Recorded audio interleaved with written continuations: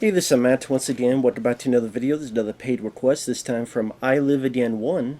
Thank you so much for that. And for those interested in requesting any type of videos, feel free to send it either directly to my PayPal or join my Patreon. PayPal is usually the best bet. But Night Game from 1989, and I realized I had seen this film before because it stars Roy Scheider, who I'm a big fan of. May he rest in peace. Great actor, underrated actor, of course known for The French Connection. Really enjoyed him in Jaws, classic. 2010 The Year Made Contact, very worthy sequel to 2001 Space Odyssey. Blue Thunder, very entertaining movie. Always great to see him in a film. And he stars as a cop. Takes place in Texas. And I remember watching this because I thought the story kind of sounded quirky enough or a little bit unique enough to make it different from other cop films. Does it sound like it had a little bit of a slasher element because it's about a killer?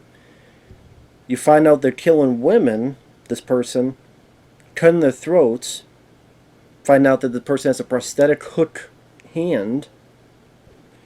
And the person kills when the Houston Astros baseball team win at night, and they win with a certain pitcher playing. So very, very, very specific. But okay, is some psycho out there who you find out why he is into this specific thing. Again, it's very, very specific, but sometimes psychos are that way. And there's some recognizable people in the supporting cast. Paul Gleason is this guy who's always butting heads with Roy Scheider's character. He's another cop. Paul Gleason was the principal in The Breakfast Club, among other movies. He's one of the cops giving John McClane a hard time on the outside in the first Die Hard film. You also have Lane Smith, who comes in to maybe take over the investigation. Lane Smith, I remember as the dad that Pauly Shore is trying to impress, and the son-in-law. He was also in a good-sized role in Eddie Murphy's film, The Distinguished Gentleman.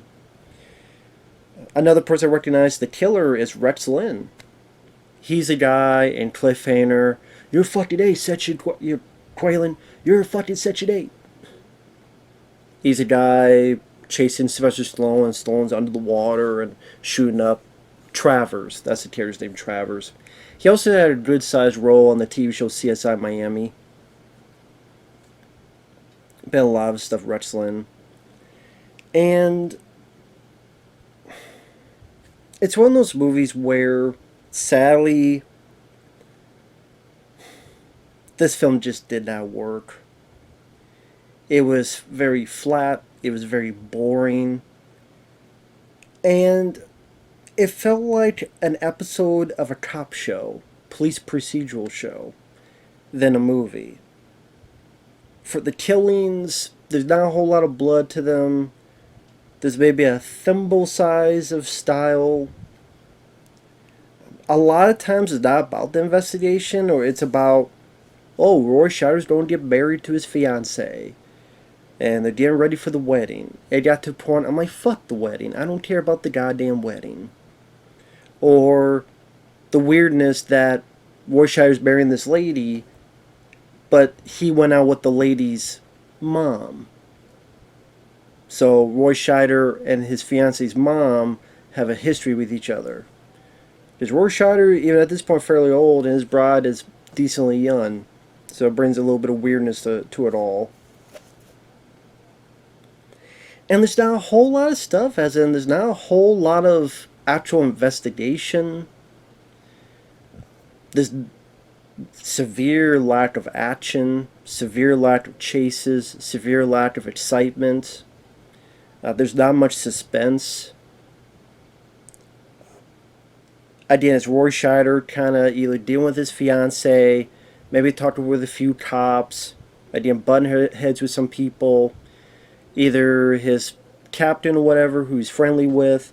Can I piss, Chief? Well, as long as it's in Galveston, not Dallas, sure you can. Or they're looking at these kind of bloody photos of past victims, and one of the cops goes out because he needs to puke. Or Paul Gleason thinks this is one guy, but it's one of Roy Scheider's friends. And he's like, no, he's harmless.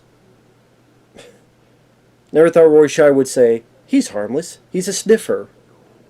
As in panties. He's harmless, he's a sniffer. And that's something you hear Roy Scheider say every day. And once in a while, to remind you it's a thriller, the killer kills someone. Does a hit, and they see remains of the body, a little bit of neck wound, or in this one place it's a fun house, and one person dies, and they hit the mirror, and there's blood on the mirror. And it's just not a whole lot happening. It becomes very boring. A lot of saxophone on the soundtrack. Definitely the big instrument of choice is the saxophone.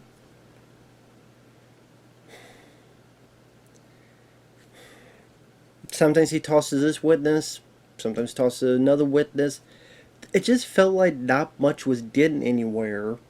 It did feel like you took an episode, but you try to lengthen it to a full-length feature, but you didn't have enough there. So again, let's add a lot about him trying to get married with his lady and fighting with his fiance's mom about a fucking TV. The TV doesn't come in. Well, then put it on the ground. Well, fine, just put it on outside. I will get it. Now, Graham, maybe that was try to humanize Roy Scheider's character, and Roy Scheider is not even a bad performance. It's just there's just not a whole lot to the character.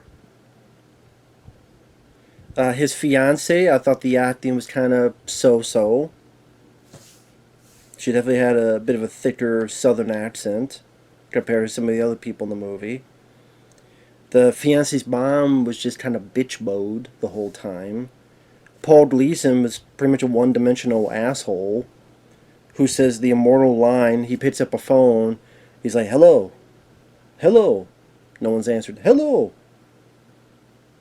Well, how you like to kiss my black cat's ass? Not any day you tell someone to kiss your cat's ass, let alone, as he puts it, your black cat's ass.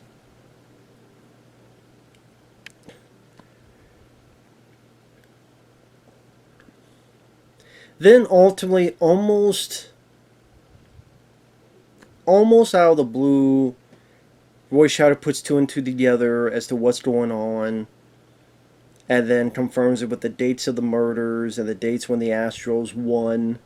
I mean, it's a pretty big leap of faith to get to that point. It's like, I don't know how anyone could ever have gotten to that point of, yeah, the killer is because this baseball team won at night, and only that because of a certain pitcher playing as well. It just, that's a very anorexic,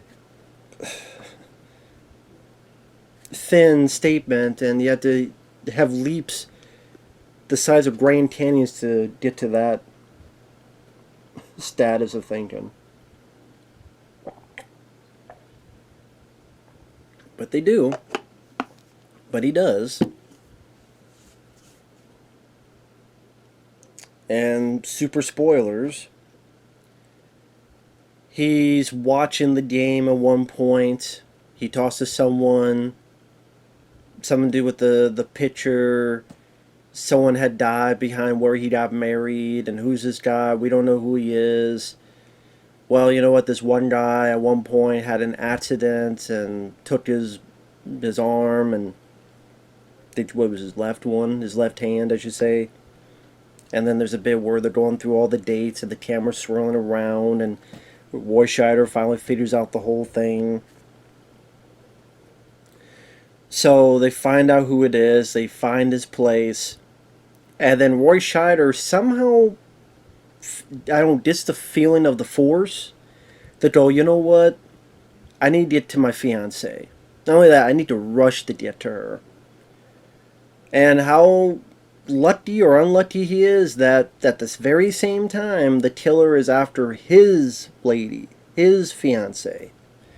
Again, how did Roy Scheider know that his lady, his fiance, was in trouble? Or it was just the best bit of luck that on this one night, not tomorrow, not 2 days later, this one night, he's like, I need to get home to my fiance as soon as possible. As if he knew the killer was after her, but how would he know that there would be no way for him to know? And then the fiance is so stupid, she sees a creepy guy, but she's in a public bar. So what's the smart thing she does? Let's leave the public bar and go somewhere where she's by herself. Because that's what you should always do. When you see a creepy guy, go away from the public and go somewhere isolated. He'll kill you easier there. Roy Scheider gets there, pulls a gun. They get a little scuffle, little fight.